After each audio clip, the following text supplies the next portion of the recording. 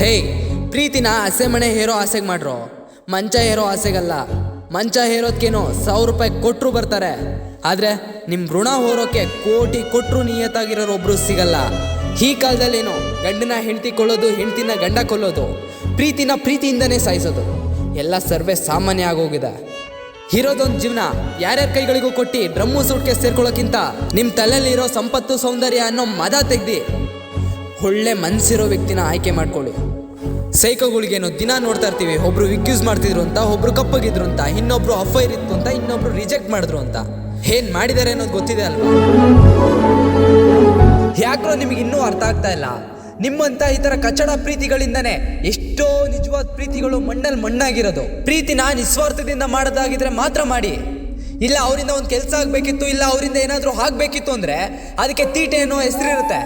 ಆ ಹೆಸರನ್ನ ಯೂಸ್ ಮಾಡ್ಕೊಂಡು ಕೇಳಿ, ಬೇಕಿದ್ರೆ ಕೊಡ್ತಾರೆ, ಇಲ್ಲ ಅಂದ್ರೆ ತಪ್ಪಾಗಿರ್ತಾರೆ. ಅದನ್ನ ಬಿಟ್ಟು ಎಷ್ಟೋ ಒಳ್ಳೆ ಮನಸ್ಸುಗಳನ್ನ, ಒಳ್ಳೆ ವ್ಯಕ್ತಿಗಳನ್ನ ಸಮಾಧಿ ಮಾಡಬೇಡಿ.